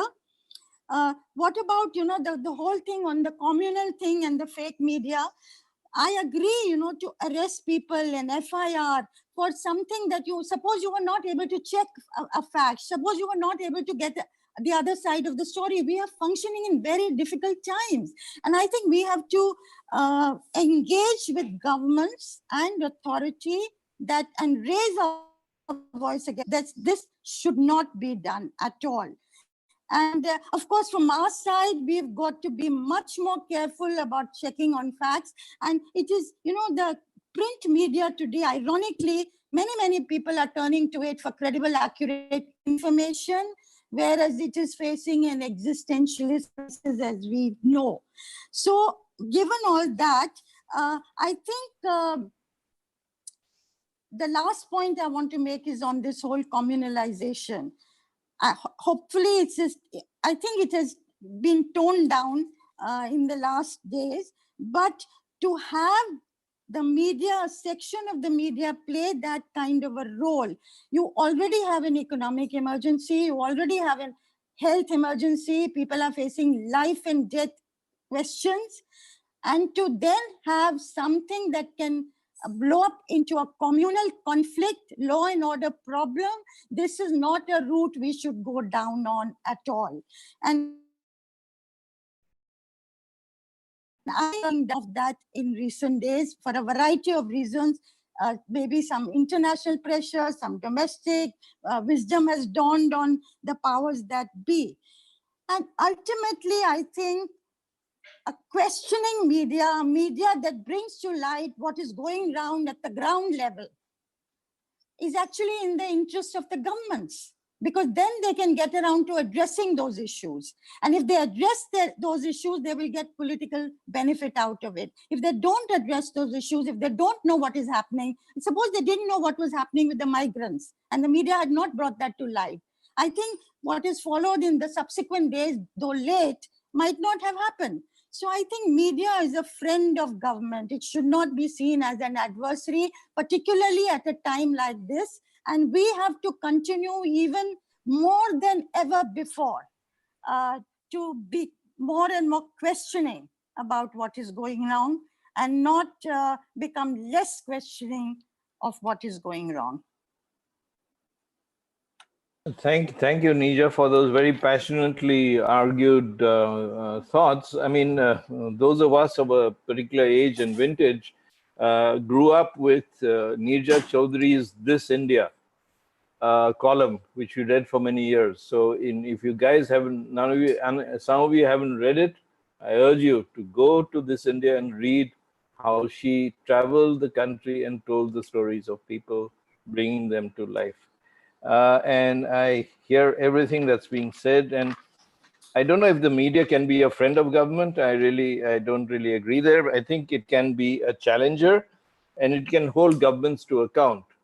We can be friends with people in government. We can be our sources, but I don't think we can be a friend of government per se. I think Sanjay, if I may say here, I think the government needs to see media not as a disruptor, which is the way the governments have a tendency to see the media. In today's circumstances, the media is playing a role which actually helps the government to play its role. That's the point I was making. No, I agree. The media is providing a service. Whether the government likes the service or not is not something that we can help. But the government may not see us as a friend. We may, and some of us may see the government as a friend. That's a different thing. I want to come to Kumar Lopez, who from Colombo, the director of the Sri Lanka Press Institute, who has a slightly different take on this. We've discussed this a couple of times in the past, and it's a very interesting thought. And Kumar, can you come in? And then after that, we'll have a short video from Beena Sarwar, who's kindly recorded a video for us. If there is time, we'll play that. Kumar, do you want to come in? Oh, thank you. You can hear me, Sanjay? Yes. Thank you, Sanjay, and a happy World Press Freedom Day to everybody. I echo the concerns and the issues that we're all tackling. I believe it's almost the same all over, except that we don't have migration issues because we are an island. So either you swim or you do take a flight. So it becomes a little bit difficult. But I thought, like, while we were actually talking about all the challenges that we have and all the concerns that we have, the good point of thing is that in Sri Lanka, when a recent survey was done, we had about, this survey was done by another organization, which I mentioned, called PepperQ Market Research. I mean, they had about 2,300 respondents online, and they actually had come up with this summary of the information source and its credibility. And I believe this can be reflecting in all the other countries as well, because sometimes we tend to feel like, the challenges there with misinformation and disinformation. And you find here that, the TV, while TV is still the top in regard to usage of information source, and information source, and then 60% for social media, radio 32%, newspaper 29%. Now all these figures are for Sri Lanka. Pardon my spelling error on the information at the top that I quickly put it through just now. And you would find that the trust level, it's still interesting. I mean, people still tend to trust the mainstream media, right? So that is a good sign for us. I mean, we are struggling, but then, yes, there is a way that we could come out, because the trust level seems to be still high compared to what it could be on social media, on blogs, right? And even on sometimes even in SMSs alerts, right? Which is a good sign. But the challenge now is, like, are we as the traditional media, the mainstream media, can build on this, right? Build on this. Now, we have been having some discussions, and I find like one of the reasons why we are pushed to this misinformation and disinformation, which is now also crept in to our mainstream media, is the need to break news. Who's breaking the news first, right? The breaking of the news. And then the social media providing a platform for individual building of their brands, right? Can I tweet this first before the newsroom does? So we are looking at policies, and policies have been in there as well, right? One of the interesting that came out recently when we were having discussion just after the COVID, as you were saying, as many of our speakers said, is that the journalists are struggling with their income levels. Newsrooms are retrenching, yes. And some of the suggestions that are coming from the journalists is that, look, I mean, can we go to the government? Can we ask them to provide us some reliefs so that because we become an integral part, we become important, and we are accountable to the public. But the question would be, does the public think that we have done our job properly, right? Yes, these figures, yes, in regard to the trust, yes. But could we have kept it at a different level in regard to the trust levels? Can we as journalists go forward and say, look, guys, I am a journalist. I have done my part. The mainstream has done my part. Can we go out and say, look, can you give us some crowdfunding? Can we go for crowdsourcing in regard to building our operating models? That's a question I believe like every journalist would have to ask today, and every media newsroom have to ask. I'm 100% sure that some of the media houses have kept to their promises, being ethical, being responsible to the public, and written and delivered and communicated on public interest. But the challenge now is we have the majority, right? Where the challenge is, can we go forward and say, gentlemen, people, we are journalists. We need to be there for you to continue with the news that you need to hear, information that you need to hear, and we will ensure that we are accountable. That's the question I believe that we would all have to ask today, right? And I'm sure some of us may have, some of us, I think we already see the mainstream media compromising on things, but this is the challenge that I want. So the mis and disinformation challenge today is, while being out there on social media, for me, this data says while people consume it, not necessarily they trust all what it comes out, right? So can we improve our credibility? So with that note, I would basically leave my thoughts with you. Sanjay? Thanks, Kumar. I would just open it up to the panel, because I think all three of you have come with, in a way, different thoughts, but there is one underlying theme of the credibility of the institutions, where we've been working for many years. I think one thing that Kumar has raised is, frankly, are we worth the trust? Is the media worth the trust? I mean, because that trust will perhaps drive the support, the financial support that will make survival viable or possible. I just want to bring both of you in, and anybody else from the other panels who wants to pitch in, but first the initial panel, others, and then we'll have a couple of questions.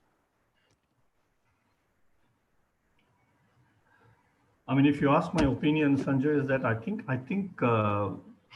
many of the medias can bounce back, right? We can reverse. I mean, like if I take something like, say, most of the newspapers, if you take, most of the traditional media, we knew one day there will be a change over to online media. But the same tilt and the same changeover can also take place when we have a situation where there is loads of misinformation and disinformation, where people will go towards credible news sites, news papers, news organization, which are accountable to the media. So personally, I feel this could be an opportunity for us to change the tilt and look at it in a totally different perspective, because we can build on the credibility, because we are, I mean, probably we are the well-trained than probably the citizen journalist. We know how to look at things in different angles. The ethics that we have built, or sometimes you find like journalists, they know the ethics, but when they write, I don't know where that ethics is, right? They tend to keep it into the cupboard or the desk, the drawer, and then probably write the story. But I think we have enough of people who have stood the challenging times. I mean, I was posed the question to say, like, I mean, do you think in a advertisement-driven media sector where media need to survive and sustain itself, could the media be independent? I personally believe it can, but it is not going to be easy. It can, provided that we are able to show the line. And I'm sure many of the senior editors have shown that line in the past. And even now there are editors who are showing that line, saying that advertisement, but it's going to compromise my line, right? I will be accountable to the public, and this is where we differentiate. Drawing of the line is possible. People have done it, editors have done it, and we have heard from editors who are doing it at the moment now. So I think it's time for us to showcase that again. Yeah, I just wanted to add to that on the issue of trust. I think that globally, it's a global phenomena that media professionals have suffered a trust deficit. And I think this is, just to bring an incident to you, our founder, Madhu Trehan, talks about the time from back in the 70s and 80s, where she talks of a time where journalists were welcomed, when a reporter hit a scene of riot or accident or was covering, even conflict zones, journalists were welcomed because people felt that, okay, here, these guys have come and they're going to broadcast our truth to the world. So, there was a sort of welcoming aspect to it. And cut to 2020, where, we know that reporters in Newslaundry and other organizations have faced hostile situations. People have felt that journalists have come to twist facts, or journalists will come and, air misinformation about their reality, or they look at them with a certain amount of suspicion. So I do think that maybe this is also a reason, there are lots of reasons to this. I'm guessing maybe an overall deterioration in what we sometimes see in big media or popular media, or even because of social media or WhatsApp and stuff like that. But I do think in times of COVID, it's a good time to see how people have sort of reposed their trust to newspapers and television channels that give you news, pure news. I do think that especially when people feel there's fear or panic, and that people feel like they're confronting something that they haven't confronted before, they do look to media professionals to give them the truth, to give them basic information, basic news of what's happening in their area. Okay, how many, for example, just the lockdown, people do turn to news to know that, okay, is my area in green zone or orange zone, or what sort of shops will open, or what sort of things will I be allowed to do? So, or how many cases. So people are turning to news. And I think when we're on social media, Twitter or Facebook, we tend to view world in very hyper polarized ways. We tend to think that everyone here is either left or right or center or pro-government or anti-government, but we forget that an average news consumer, despite who they vote for or despite what their political leanings may be, still do look to news to get news.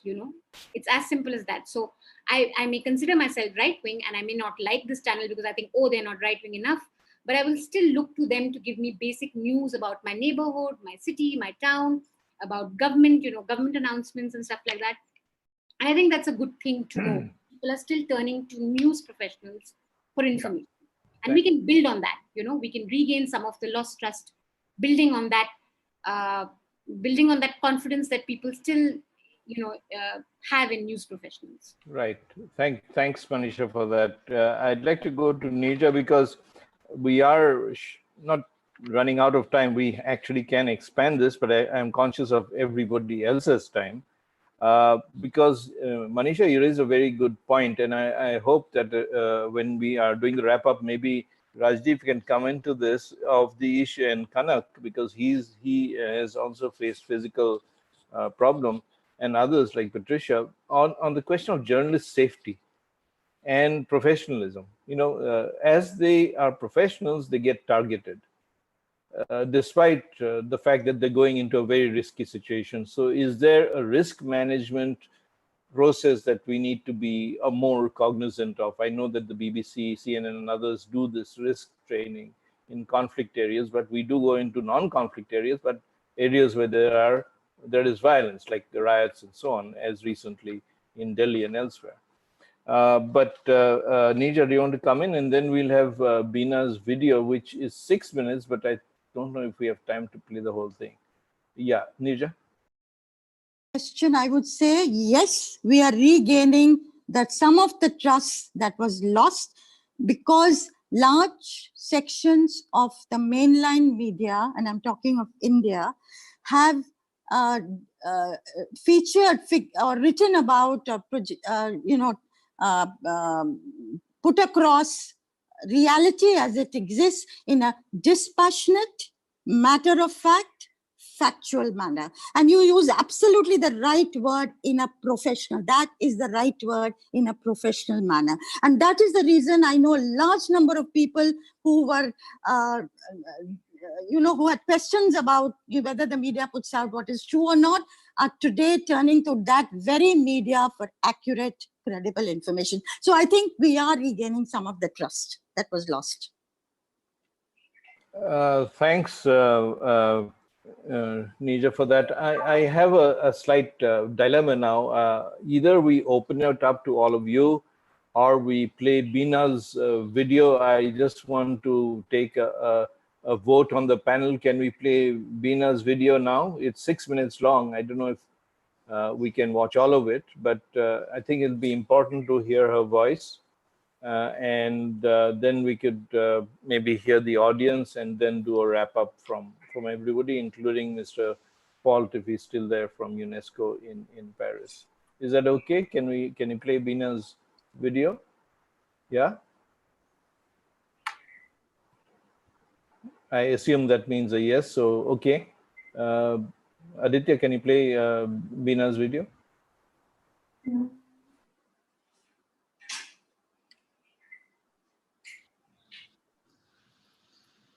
Hello, everyone. I'm sorry I'm not there with you live just now.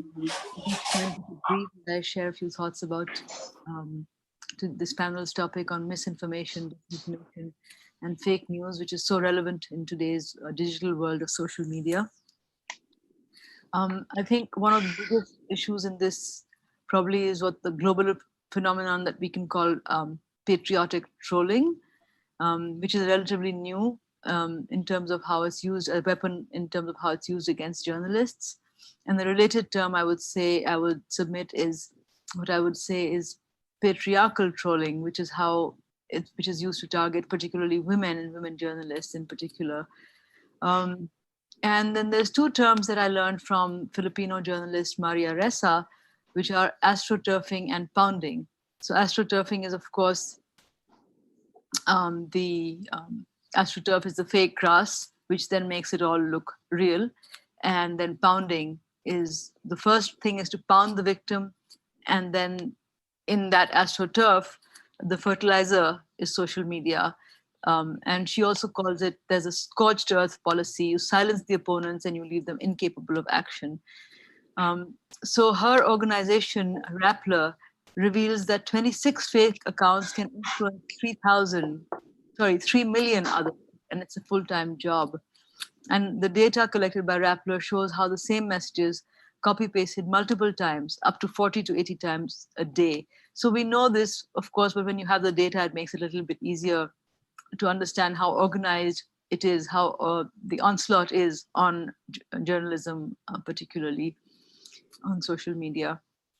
And then, of course, then the more and more something is repeated, it becomes fact. A lie told a million times becomes a fact, right? And the bandwagon that's created then is like everybody believes in something. A certain journalist or a certain politician is corrupt and everybody believes it, so why don't you? So right now we can see this phenomenon in Pakistan with the Jung group, the Jung Geo Media Group, the owner of which has been behind bars since March 12th. And also under attack is the Dawn Media Group these days.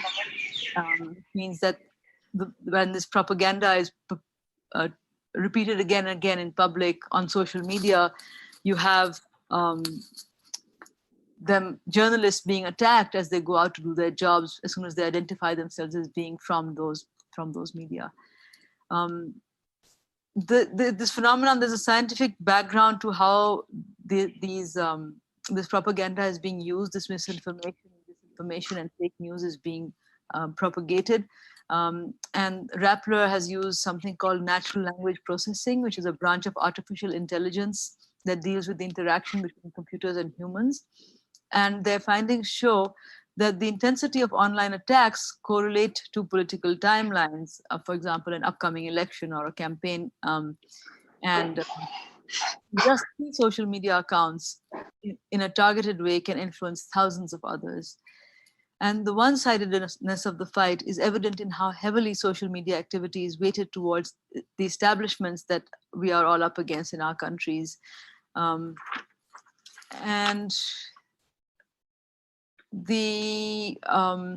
another strategy, of course, is to use the criminal courts to attack attack journalists, which is what's been done in the case of Mir Shakilur Rahman of the Jung and Geo Media Group. And also how women are used, denigrated as sexual objects. And of course, the end game is to intimidate and to make it difficult for anyone to do their jobs. So I just would like to end by, well, I won't end. I just want to point out that just 2 days ago, a Baloch journalist was found dead in Sweden who had been missing for the last 2 months, Sajid Hussain, chief editor of the Balochistan Times. And about Mir Shakilur Rahman, who's incarcerated, and about Sajid Hussain, when I posted about these on my Facebook page, one very dear friend about Mir Shakilur Rahman said, but isn't he very corrupt? And about Sajid Hussain, on another friend's Facebook page, somebody wrote that, well, these Baloch, they're all traitors. And so in a way, it's a false argument that kind of justifies that if you are corrupt or if you are quote unquote a traitor, then anything that is done against you is justified. And this misinformation and disinformation and these hashtags and trends that are done so deliberately actually then create that astroturf that Maria Ressa has talked about. And so the bottom line, of course, now is what do we do? And of course, I mean, like all of you, I would say we would take a stand. We would stand against the bullies, and we would come together and hold the line. And good news is that it's not just fake news and anger and outrage that spread fast. The research also shows that the second biggest thing that people like to share is inspiration and courage and consistency. So I think on this World Press Freedom Day, I would just like to say that I stand with all of you, with my colleagues around the world, to hold the line. Thank you and have a great seminar, and I'm sorry I can't be there. Well, from all of us, although Bina can't hear us at this time because it's 3 in the morning in Boston where she is, we respect her, the fact that she's put this together, the thoughts on AstroTurf, turf pounding and social media, and the need to stand in solidarity, because in that lies strength. In division lies, as we all know, lies weakness, and what other elements can take advantage of. I would like the other panelists, if they have thoughts, closing thoughts, to come in now. Rajdeep, and Sandeep, Amitav, Mahfouz, I know had to go to another meeting, and other colleagues who've been Kanak, Patricia, and all others, if they have thoughts, if you could just share them now. I don't think we can come to a conclusion. I would like this to be, if you agree, to be the first of a series that we do with us and with perhaps more in the room. We have something like, it's not a big audience for Rajdeep, but we have 300 plus viewers watching this live on YouTube. It's being not just live stream, it is recorded and it will be sent across the world. Thanks to Aditya and my IT officer, Ajit Mishra, and their hard work. So I'd like to recognize that. Aditya, do we have time for one question, at least from the audience? I'm very conscious of the fact that we haven't had any questions, really one or two. Question coming from Ghana, all the way from Ghana. So Emilio asks that how can the media capitalize on access to information law to give accurate and timely information using human rights based? And I think it's a very timely, it's a very interesting question for this panel. So if anyone of you could answer this. Yeah, I'm wondering whether Kumar or Amitav wants to come to that, or anybody else. Can you just tell me the question again? It wasn't very clear. Sorry, you want me to repeat this? Wait, just go to the question again. Yeah.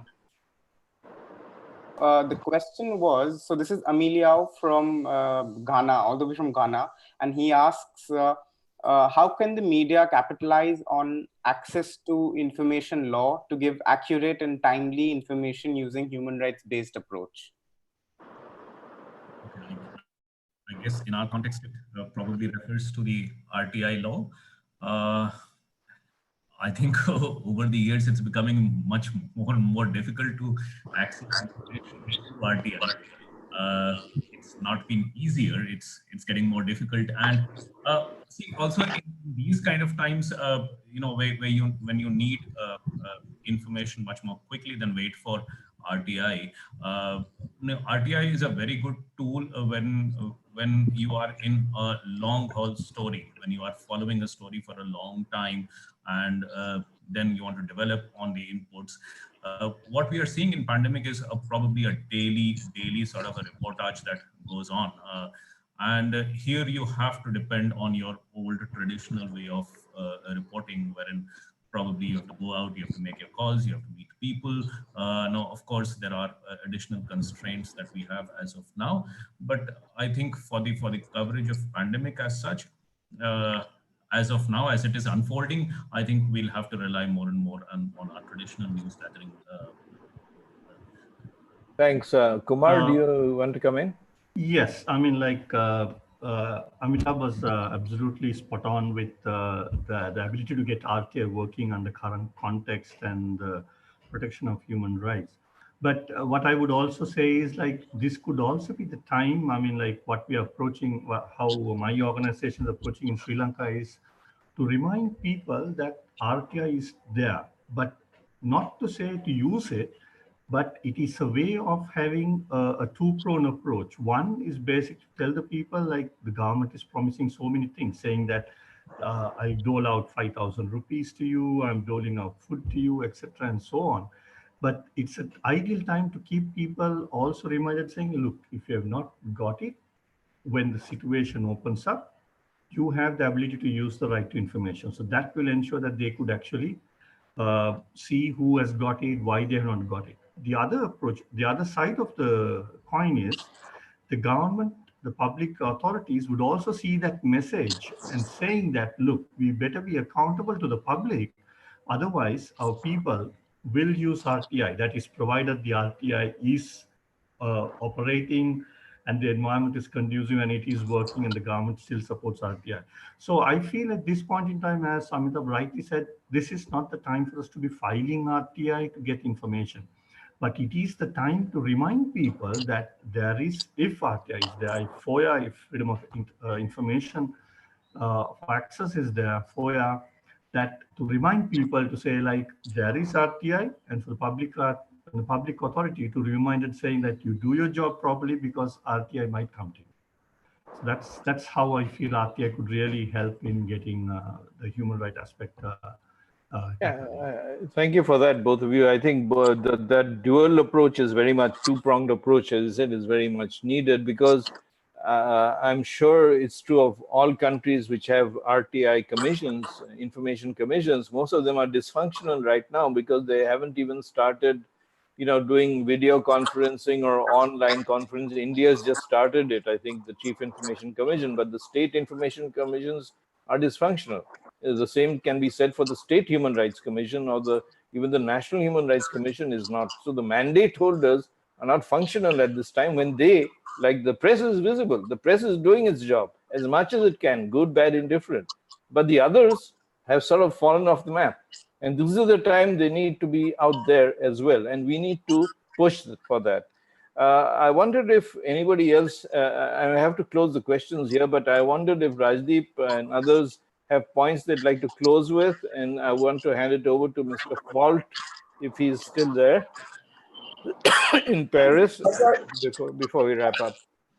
Sanjay, I just wanted to make two quick points, and this is particularly in response to the last panel that you had on fake news. I think we need to recognize that we live, A, in a hyper-polarized world, including newsrooms, and B, that we live in an increasing era of creeping authoritarianism. And this is true across governments. Governments increasingly do not want to hear bad news. Governments increasingly do not want to be called into account. And they believe that because journalists are so divided at the moment, because we are in a hyper-polarized world, it is possible to use one set of journalists as a propaganda weapon to sort of megaphone for the government and then target the others using social media, which is, of course, the new beast in the jungle, to act as their hound dogs who then take on the media. So it's a very dangerous situation. Let's not, minimize that is what this polarization and creeping authoritarianism is doing. We are talking about a pandemic, and even in a pandemic, the government doesn't want to hear bad news. They are reluctant to hear any kind of news that brings them to account. So I think we have to be conscious of the fact that more than ever before, therefore, we need to return to, and therefore it's an opportunity for good media to return to what news was meant to be, which is a service. Not use news to sort of wage communal propagandas, use news to sort of act as government mouthpieces. I think this is a critical juncture. If we don't use this opportunity of a pandemic to restore public faith or trust in the media, to sort of question the fake news, to sort of bust fake news, we never will get a chance like this. And therefore, I think we are at a critical juncture where obviously we are moving much more to online. Digital is becoming more important, but also I think this is the last chance we have to restore our credibility with viewers and ensure that news is a service. So I think we should be conscious with the forces that are ranged in a way against the media today on World Press Freedom Day. While we salute our journalism and our journalists, I think we have to be conscious that the forces that are ranged against us have no time for the principles of journalism or the ethics of journalism. They want to, in some way or the other, browbeat or compromise journalists like never before. And now they have weapons available to them which they never had in the past because of this proliferation of social media, these troll armies, and advertisements at times as well. Let's be honest, that is also a weapon that's used by governments. And we are finding this all across state government, center. Authoritarianism is a big problem, and as is the polarization, which is also one of whose ugly manifestations is the communalization. Now, if you communalize a pandemic, or as we saw recently, communalize a criminal act in Palghar, then God help this country. No, I think you've really said it all there, Rajdeep, and I think all of us are on this side, on that side, shall we say. I don't know if anybody wishes to add anything. I think that's been actually a beautiful summing up of many issues and goes to the heart. of the question. Anybody with any thoughts? Just to say one line, it's not left versus right, it's right versus wrong. I think we need to avoid getting into this left versus right trap and just call it right versus wrong. Yeah, I mean, it is essentially we do our work as professionals and we do the right thing. And it is, you know, speak truth to power, compassion for the weak, and you know, call out the fake. Anybody else with quick thoughts, or if Mr. Falk is still there, I could go to him. Sanjoy, can I please take leave because a storm is brewing up, a very bad storm, and I need to take you know, a break and switch off all my. Oh, this is, you are talking about actual storm. Okay. Actual storm, yeah. I need to switch off all my television and gadgets. Okay. Yeah. Okay. Thank you all. I think that's a good sign for us also to probably come to a close in this. Thank you, Patricia. Thank you, everybody. Mr. Fault, are you still there? No, sir. No, he isn't. He isn't. So that's fine. I mean, because I think one of the key issues that the UNESCO will be engaging with, since they deal with media, freedom of expression and information, will be, you know, the funding of media systems. Frankly, they need to look at that. They will be looking at that. They are looking at that. The Sanjay, UN I want to system is make one looking at point, it. please. Sorry, Sanjay, I would like to make one point, please. Is that Sandeep? Yeah. The problem is there's an issue with the IFJ leadership also. So we got to really look at it again. There was a time when we were all involved with it, maybe till the mid-90s. After that, it is boiled down to a handful of people speaking on our behalf. And most of them, if you check, have not done any journalism for 15, 20 years. So we got to have really credible voices, like voices that are in SAMDEN, you, Kanak Mani, Mehfooz and Mr. Lopez. We need people like that in IFJ also to really drive media credibility. Thank you. Okay, thank you for that. Well, SAMDEN, originally the thought when we started it was that this is the group which actually, we do not need somebody from the West telling media in Asia or Africa, okay, you guys, you're at risk, we'll help you. We have faced the risk. We have faced the brunt. We have faced arrest and violence and threats and so on. We should mobilize ourselves, not depend on somebody else to do it for us. So I think the integrity of SAMDEN and the strength of it comes from that.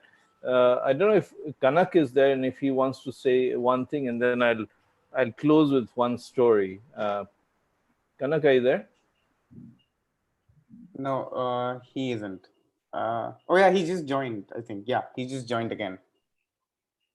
Okay, Kanak, if you're back, can you, we are wrapping up. Would you like to share some closing thoughts before we close? Yeah, I'm glad I got back in. I feel leaving the topic of migration, just going into issues of media freedom on Media Freedom Day. Firstly, once again, I want to recall Beena Sarwar's very poignant message to us, where she alerted us to the media workers, journalists of Pakistan who are under so much threat, which we tend to neglect in the rest of South Asia because of the media coverage from all over. We tend to forget how much stress the media the journalists in Pakistan tend to be. So I'm glad that that got highlighted, given that we do not have a Pakistani journalist other than Beena out in the US at this point. Now, my reference, I would like to speak about job security and work security. Job security is threatened because the media world is going through a churning, as everybody has talked about, and the legacy media is weakened. The online media is there, but its economics of online media is not clear. In the meantime, social media has taken over. In Nepal, as I'm sure elsewhere, so many editors and opinion makers have started now becoming influenced by social media. So the opinion making function of editors and opinion makers has been abdicated to social media. and there's so much trolling going on that people get intimidated and they do not speak what's on their minds. So for all these reasons, I think there is a problem of uh, job security. Secondly, work security has to do with the fact that the physical security of a journalist, mental peace of mind, protection of one's life and limb, all of that is challenged right now. And I would like to make a special reference to journalists in the what we call the mufassil, journalists who work in the vernacular or language media at the ground level. I feel we are not sensitive enough to so much pressure for journalists away from the capitals and away from the metropolis, and in particular those who work close to the ground, which leads to an incredible deafening self-censorship. I feel that we need to keep that in mind as well. Kumar referred to media, the credibility of media in the opinion poll that he mentioned, and television comes out on top. I believe that television actually has had a rebound in Nepal as well, because for many years we had load shedding, so people tuned off television. But let me make a point which is with particular reference to Nepal in relation to the rest of South Asia. A recent poll indicated that radio is seen as the most credible source in Nepal. That is because in Nepal, FM radio networks have the right to present uh, current affairs and news, editorial independence to do that. As a result, I would say that why is Nepal different category than the rest of South Asia? It's because of the ability to do news and current affairs. That might be worth looking at. And finally, I'll end now. Let me just say that we are all over South Asia, Sanjoy, we are quite embarrassed by television programming, news television programming of North India. It's an embarrassment not only to journalists of India, but journalists all over South Asia. And and I do hope that none of us take as exemplary the kind of coverage, including during the COVID-19 crisis, done by individual anchors in the North Indian press, who, of course, I will not go on to name right now. Thank you.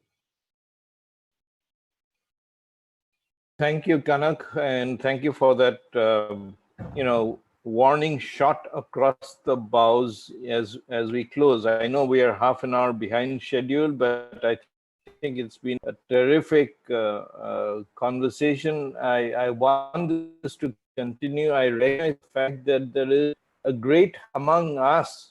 I'm not talking about the participants, bless them, but there is a great hunger and need among us to connect to each other, listen to our stories, be much more robust in our interactions with each other. Because at the end of the day, when you are limited in movement, limited in assembly, limited in information gathering and expression, we have to turn to the best in the business or reliable sources in the business to cross-check facts and put them out. I mean, ultimately, we are also sources of information, because if we get information that we trust, we can share it with others. And I will just close with these 4 points and one story. I request just a minute or two of your time. One is that I believe we should all call for the freedom and release of journalists who've been in custody for whatever reason. And this is not either the time of the COVID pandemic when people should be in prison, and people who are in the front line of providing news should be out. Secondly, I think we need a dropping of defamation, especially criminal defamation cases are something which come from an earlier era. It's been something that we've all been struggling against for many years, but it is an area I want to flag. The third thing is what Kanak spoke about, what we call the Mofasil, the rural-based and small town-based journalists in the facing some pressure. We can, in a way, protect ourselves. And those, in the way SAMDEN was created, It is basically to support those in rural areas, get their voices heard, get protection as well as solidarity. And it is through credibility that we will have a credible, what Mahfouz and I spoke about, Amitabh and also Sandeep. It is credibility that is our social capital. And that is the capital which has to drive the future of print and certainly television, media, and online. Governments like hearing good news stories, so do we. So I'll end with one. You know, some of you may know that in the state of Assam, I started many years ago an initiative called the Boat Clinics. So the boat clinics of Assam on the Brahmaputra, it started with one in 2005 with a small amount of money, an award that we had won. And that has nothing to do with my present incarnation, Avatar. It is the Center for Northeast Studies and Policy Research, which I founded 20 years ago and works only in the Northeast, largely. It goes out, these are boat clinics, which are country-made boats, country vessels, which I've designed and we have built in Assam. There are 15 of them. They reach about 4 to 5 lakh people with health care, especially pregnant women or women who've delivered, as well as children, but also the general public. Assam has the worst maternal mortality ratio in Assam. If you're pregnant, a young woman who's pregnant in a rural area in Assam is the most dangerous place to be. But that has improved by more than 100% in the past 15 years. Not just because of us, but because healthcare has improved. But the story is very simple. Last week, a child was born, nothing new in that, but the child was born on a country boat, an open country boat.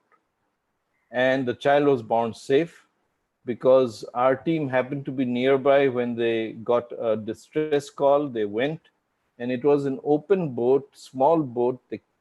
The doctor discovered the woman was going into labor and would deliver. They put out clean sheets, and within 20 minutes, a child was born. These are young people, young doctors and others in my team who go and deal with the pandemic every day. Okay? There are 200 and plus of them. I'm very proud of them. I'm safe. All of us are safe where we are. But these people have been in the front line. And it's good to remember that out of great courage comes also great stories. So thank you all for being with me and with all of us from SAMDEN and CHRI. A big shout out to all of you. Thank you. And we look forward to being with you and to continuing this conversation, because quite apart from the 300 others who are listening to us, or more or less, we need to also talk to each other and be together at this time. Thank you and bye. Thanks, everybody. It's good to see you all again. Thank you. Enjoy the rest of the Sunday. Pleasure meeting you all. Thank you for the opportunity, Sanjay. See you all soon. Aditya, thank you as well for all the coordination. Yeah, absolutely. Thank you, Aditya, for making it possible. Thank you all, my dear friends. Thanks. Thank you, Sanjay. Goodbye. Bye. Bye. ठीक है भाई, 1 hour.